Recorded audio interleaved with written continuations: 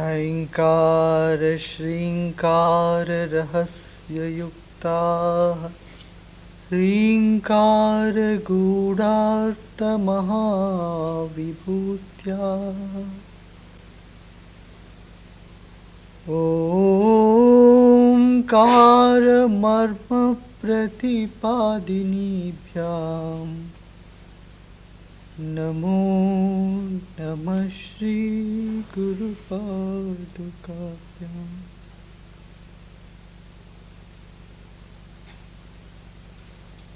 ॐ नमः प्रणवार्थाय शुद्धज्ञानैकमूर्तये निर्मलाय प्रशान्ताय दक्षिणामूर्तये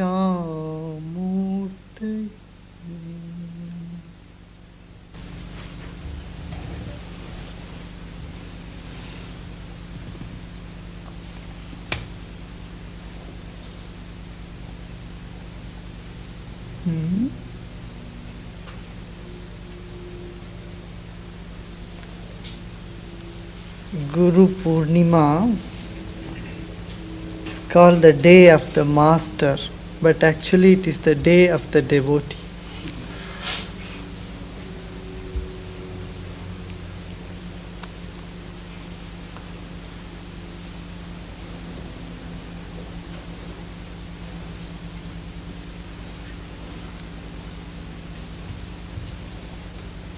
A student goes to a teacher and learns something.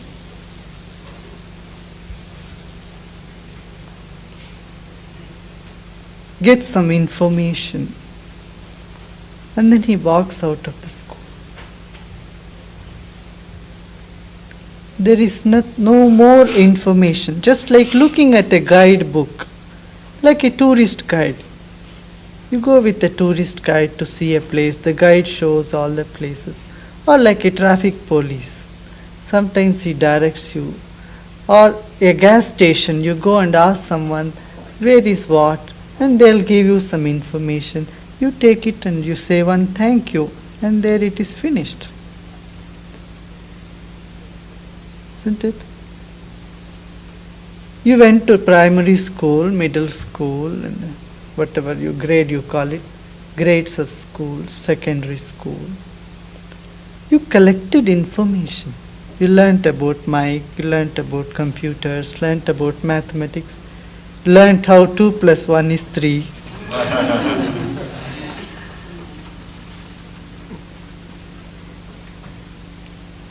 This is a student, one who collects information. But information is not knowledge, is not wisdom.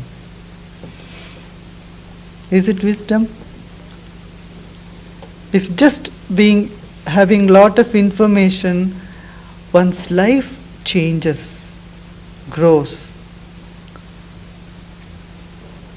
then it is not just information, or that information cannot effect a big change.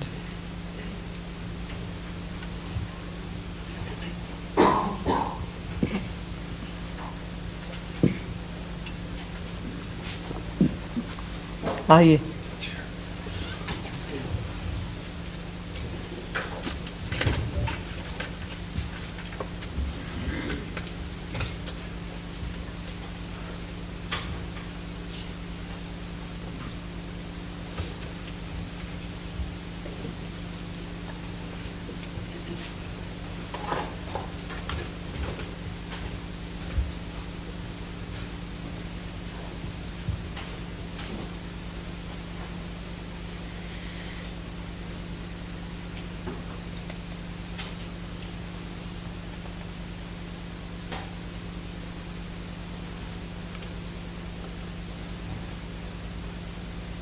Then comes a disciple. Disciple follows the example of the master. But a disciple is with the master for the sake of learning wisdom, for the sake of improving his life, for the sake of attaining enlightenment. He has a purpose, a cause. So he is not just collecting information, but he is trying to look a little deeper. He is trying to bring a transformation in his life. He wants to make sense out of his life. That is a disciple. A disciple is still centered around himself.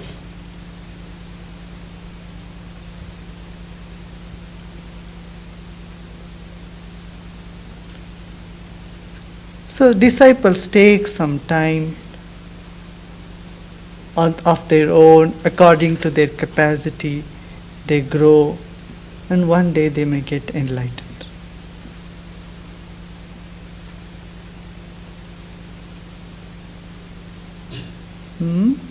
And then there is devotee.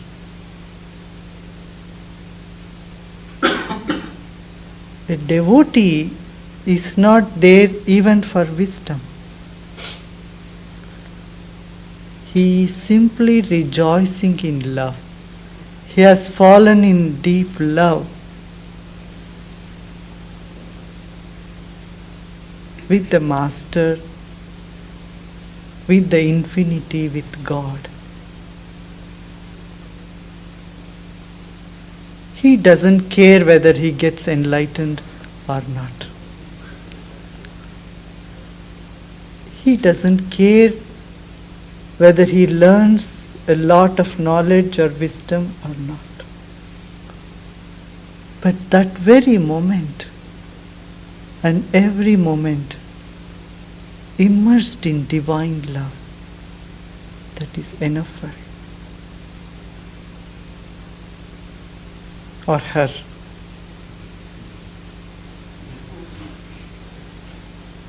A devotee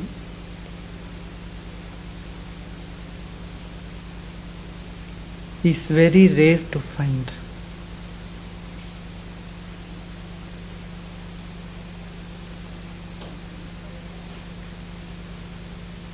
Students are all over, disciples are few, but devotees are rare.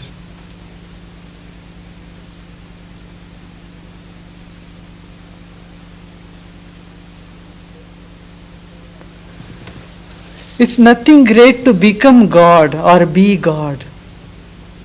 Whether you want or not, all are already gods. A stone is also God, you are also God, everything is God.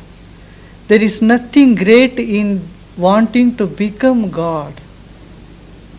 God is already there, but it is great to become a devotee.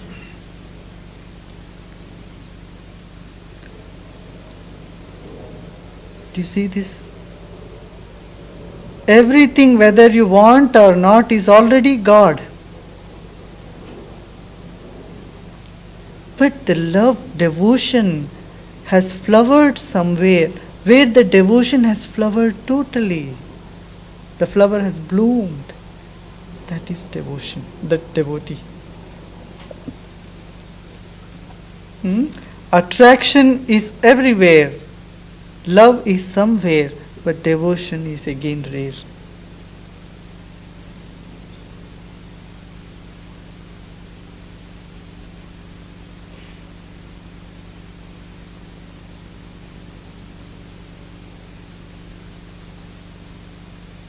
Devotion is very beautiful.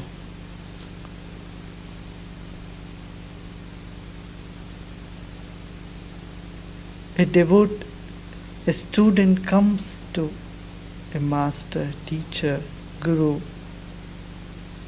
with tears in his eyes. There's so much problem. And when he leaves also, he leaves, carries the same tears.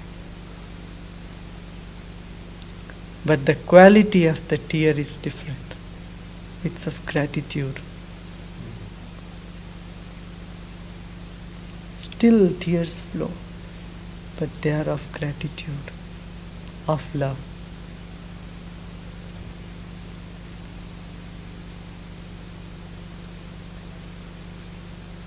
It is so beautiful to cry in love. One has cried even once in love, they know the taste of it. What is surrender? What is devotion?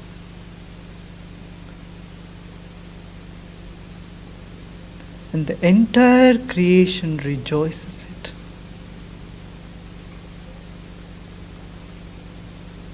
The entire creation is longing for one thing, a transformed tears.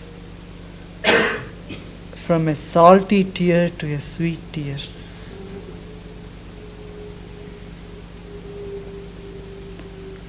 One of Buddha's disciples got enlightened. Sariputra was his name. When he got enlightened, Buddha told him, now you go ahead, go into the world and preach, teach, do the same work, carry on my work. No, Sariputra left Buddha, but he was crying and crying and crying, and people asked him, what? You are enlightened, why are you crying?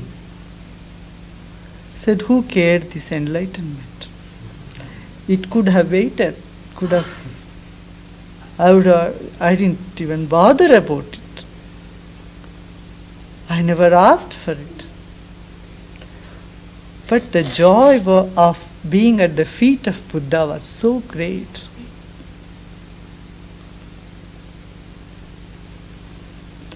Being a devotee was so great. I said, no, I am missing this.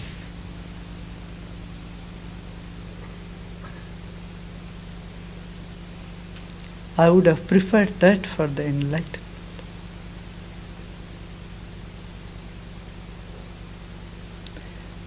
There is no separation, there is no difference, there is no distance, yet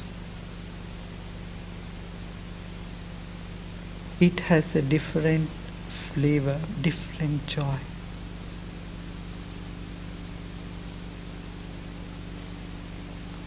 That is devotee. A devotee will never fall. He cannot fall. There is no chance for it.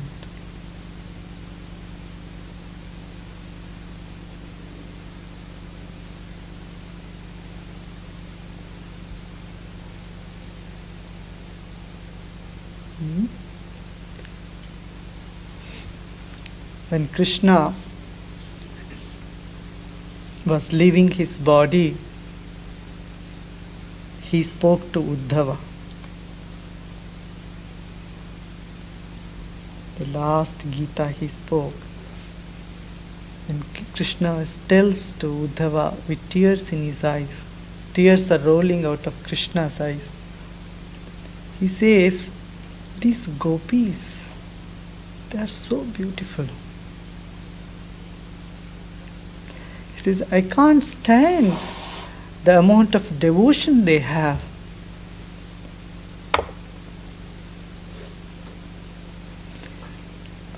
He tells them, you go and tell these gopis, these devotees of mine,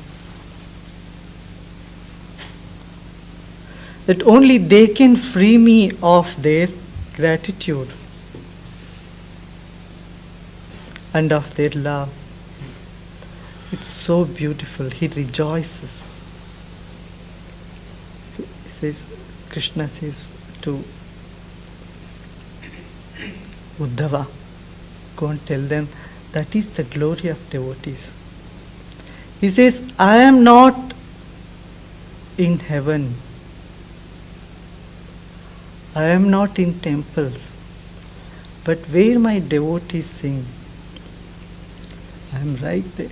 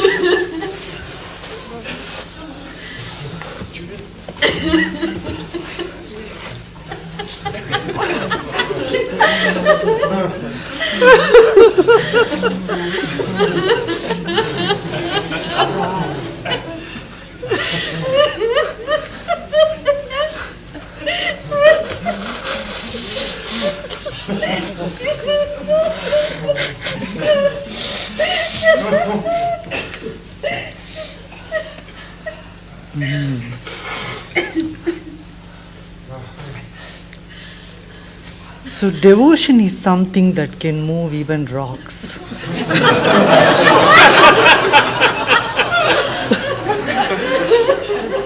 Devotion can even move even rocks.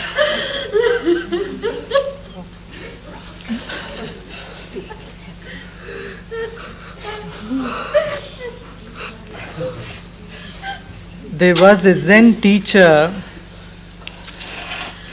Zen is, Buddhism always says evenness, be very even. There was a Zen master who thought he was very enlightened and went around saying, I am enlightened. And he happened to meet one of his masters. The master gave him a puzzle. It's called koan. Koan? Koan. Koan. And the koan was, the statue has eyes.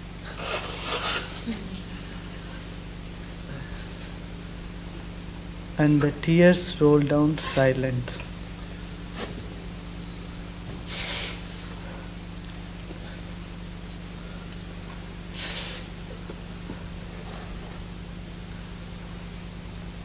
Hearing this, the Zen master was shaken. He said, there is some depth in it. That love is something that even divine rejoices in it. The infinity longs for you as much as you long for it.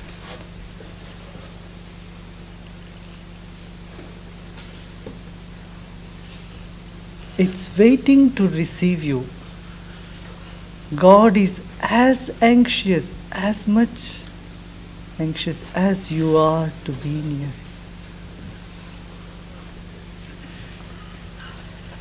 So,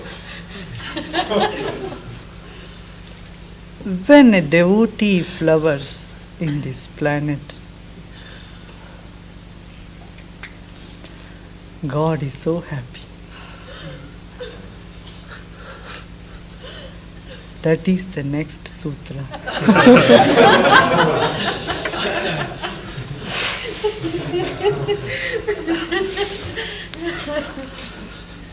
Tat prapya. Attaining divine love, one sees love everywhere, all over. Only that is seeing. I am not seeing. Tat prapya tadeva pashyati. Wherever one sees the divine. If whatever one perceives divine. Tat prapya tadeva pashyati. Tadeva Shrunoti, only divine is heard and divine is hearing.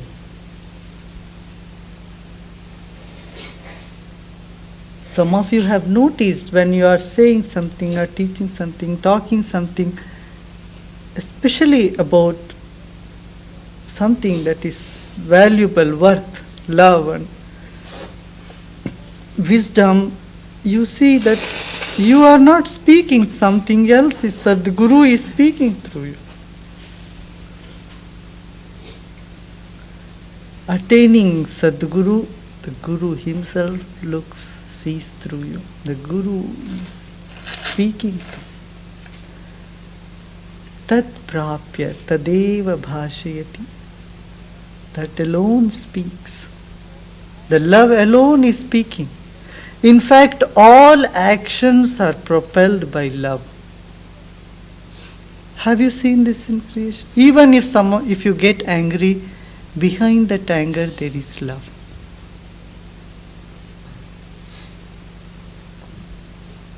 Isn't it?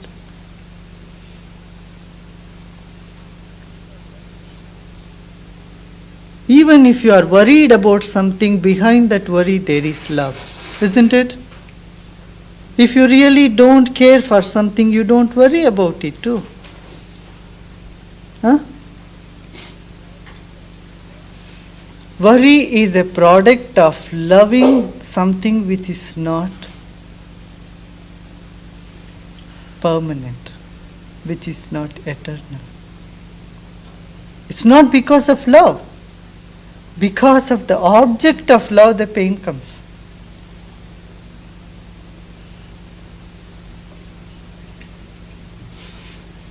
See that? But behind every action there is love. Tat prapya, attaining that wonderful divine love. Only that looks through, hears through, speaks through. Only that is heard, that is spoken, that is seen all over the creation. Isn't that beautiful sutra? Tat prapya tadeva drishyati tadeva bhashyati tadeva shrunoti.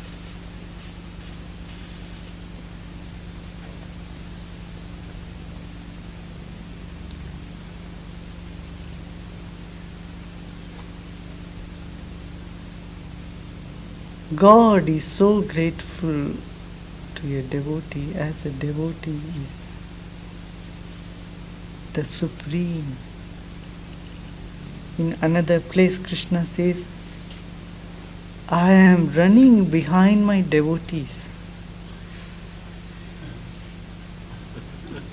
I am running, chasing them around.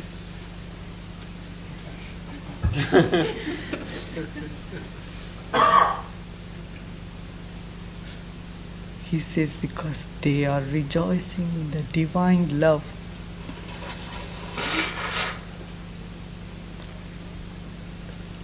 There is nothing of my, mine, I in them. They are immersed in love.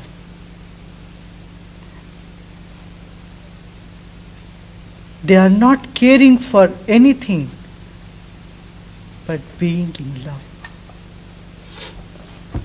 Nothing matters to them.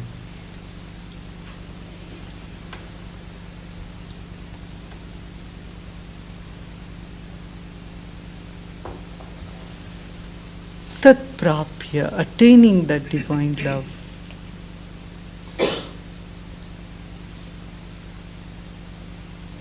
There is full centeredness. See, everything follows divine love.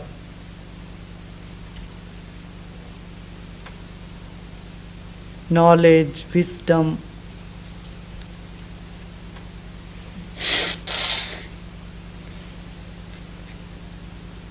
That is surrender, value of surrender. All the fears drop away. Fear is lack of love.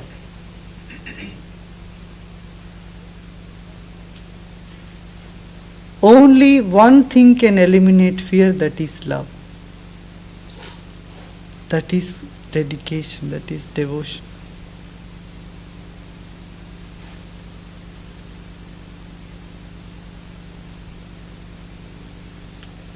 Now the next sutra, Gauni Tridha Guna Bedat Arthadi Bedatva.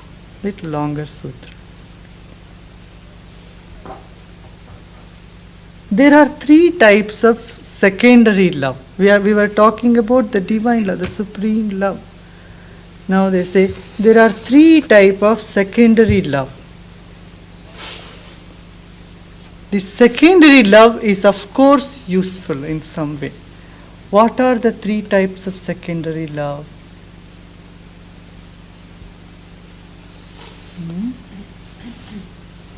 Affection, attraction, respect.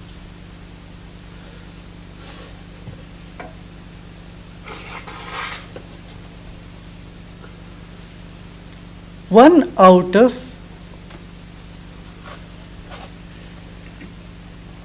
tamasic gun. Tamasi, tamogun. Tamogun means one out of a state of stressfulness.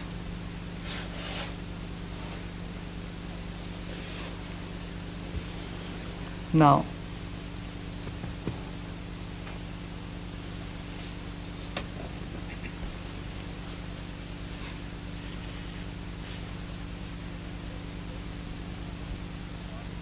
you are friends with somebody because you have a common enemy.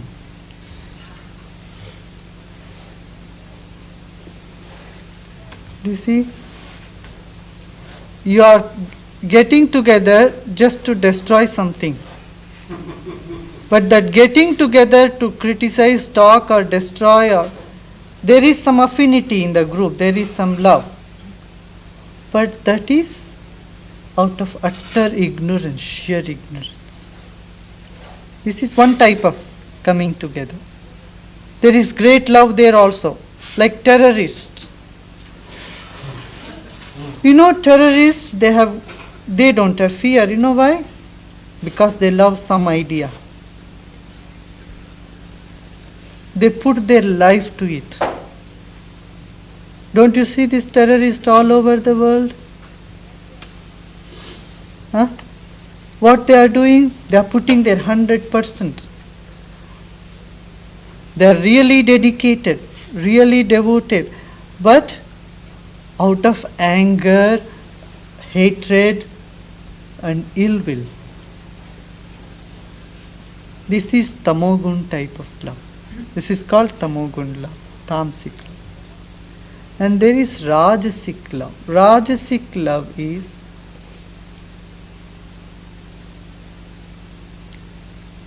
out of restlessness, out of loneliness, out of impatience, out of lust.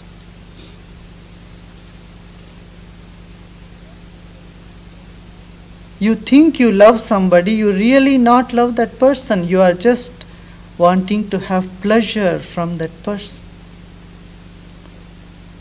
Your mind is on the pleasure. After a while that dies out. When the attraction dies out, your love disappears.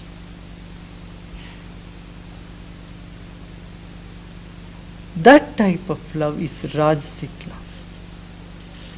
It is better than the terrorist love of the terrorist.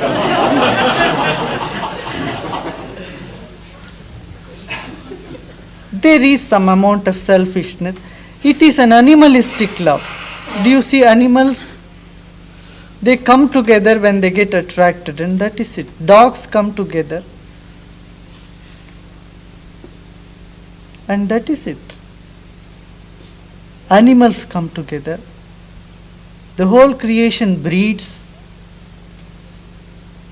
There is love behind that, otherwise the creation cannot happen. If dogs don't get attracted to each other, they won't produce children.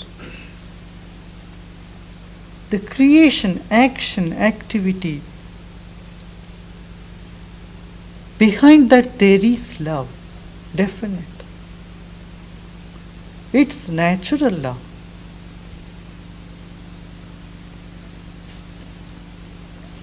This is second type of love.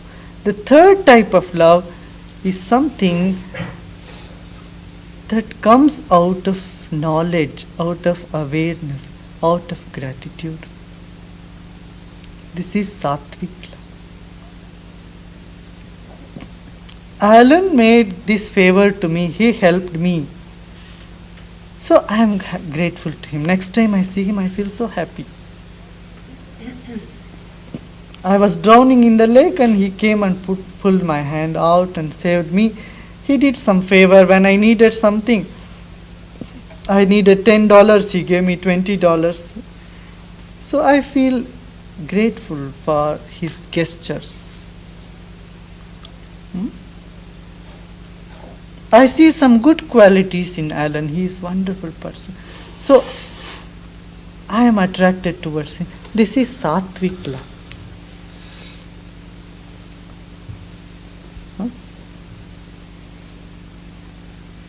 I appreciate Tori because she has this good quality. I appreciate Divya because she sings so beautiful and does the asanas and also beautiful. She has good qualities. Or I appreciate Rashri because she has this good qualities. She gives big smiles.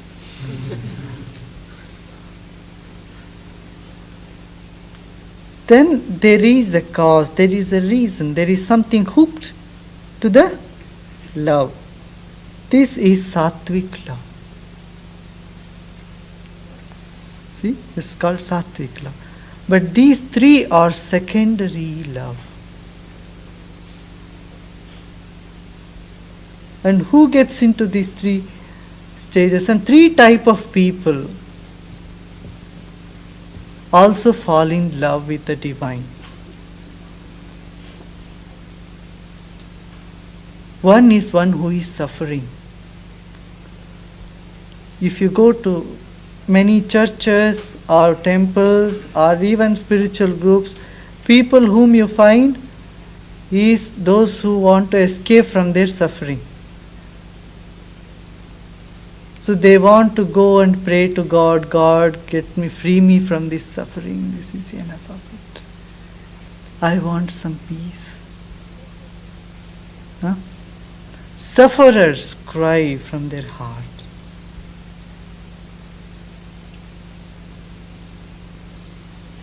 And then people who want something more. Not necessarily they are suffering, but they want something. Enlightenment or XYZ, something. Want to find the meaning. This is second type of love. They want something. People with desires. People with suffering, people with desires, and third is people of inquiry. People who is amazed, who is seekers, who search that there must be something more. Just this world is not the end. There is something beyond this world. So one who is searching the meaning of life, meaning of the world, the secret of the world, is the third category. The first is one who is suffering, wants a relief from, say something, suffering. And then those who are desirous of something, attaining something, either wealth or enlightenment or something, who wants something, wanting people. Second type, who pray. The third is one who is seeking, wants to know. He is not wanting enlightenment, he is not just curious. Want to find the meaning of life, what is next, what will happen, what is about this universe. These three type of love with these three type of people are secondary love.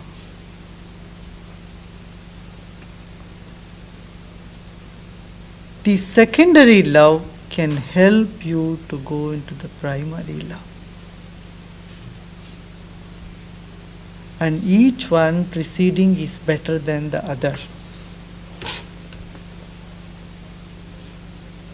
A Rajasic love is better than the terrorist love. And the love out of gratitude is better than even the desirous love.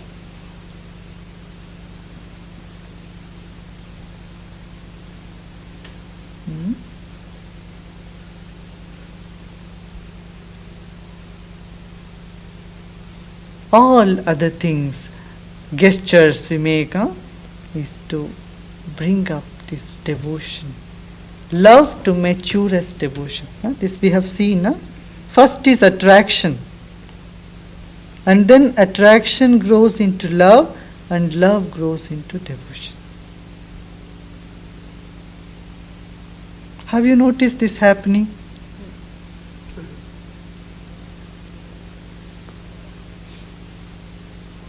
You are attracted to a dog or a bird, you bring it home, then you start loving it so much.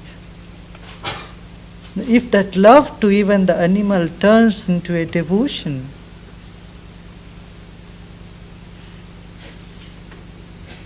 there it has flowered. See, love dies if there is no dedication. Isn't it? If you have only love and no dedication, will that love stand? Huh? No. When that love becomes dedication, dedication becomes devotion.